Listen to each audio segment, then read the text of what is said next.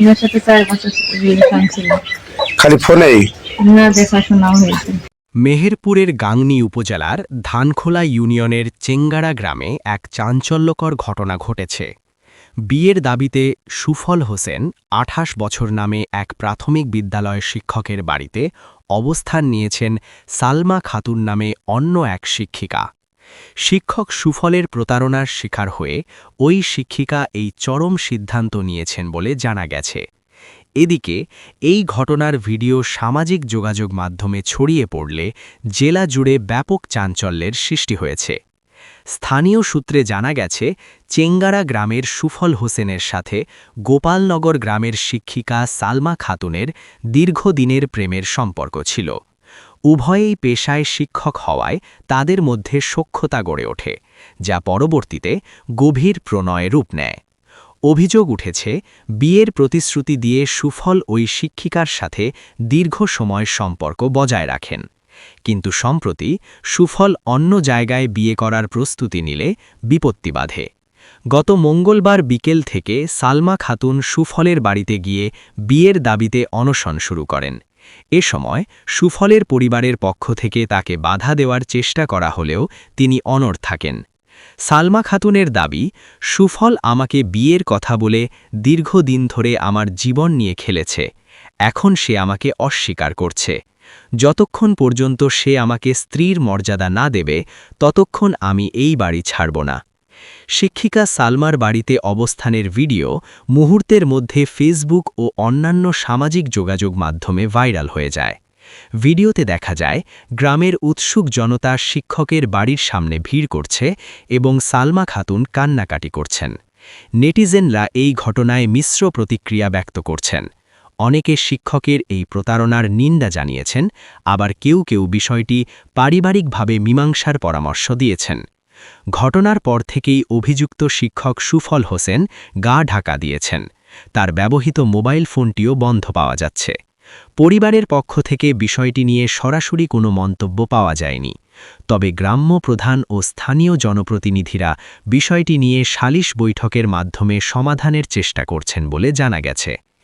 এ বিষয়ে স্থানীয় থানা পুলিশের পক্ষ থেকে জানানো হয়েছে যে তারা বিষয়টি সম্পর্কে অবগত আছেন।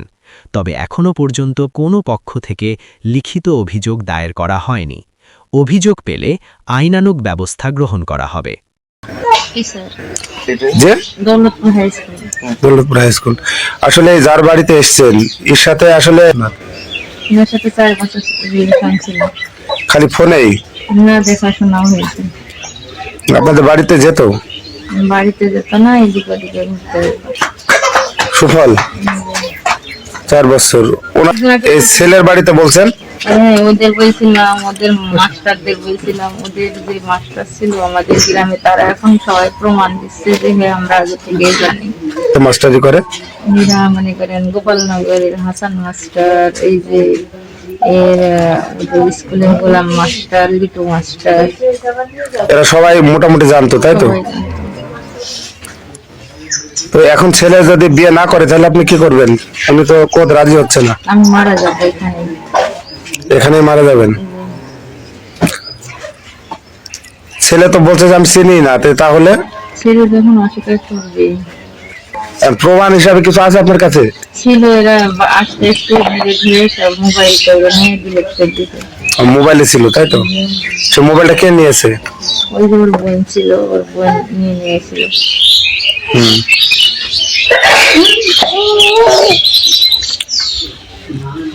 তাহলে আপনার কাছে প্রমাণ কিছুই নেই, যেটা ছিল ওরা নিয়ে নিয়েছে, তাই তো? কারণ আপনি যে সত্য বলছেন, আসলে এটা আমরা প্রমাণ করবো কি করে বলেন তো?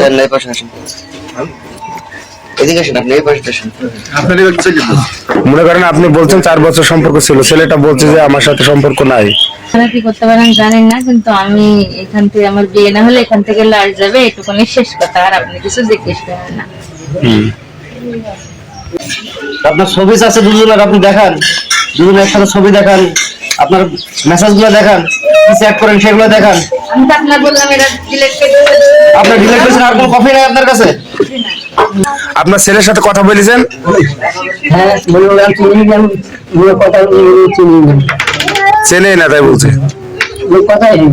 তা এখন তো অনেক বাড়ি ছিল, আপনাদের বাড়িতে আসলো, এটাও তো একটা এখন বিষয়। আসলে এখন আসলে কি করবে, এখন ছেলে জীবনে দই খাওয়ার মানে না চাইছে।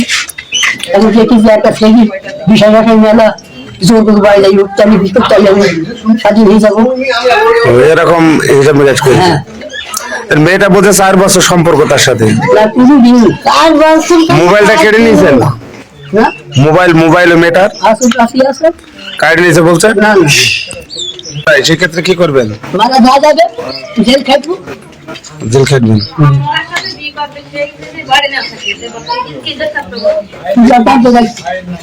সেগুলো বাইরে থাকে তখন টানতে যাবে বিয়ে করে তাকে বিয়ে হয়েই গেছে।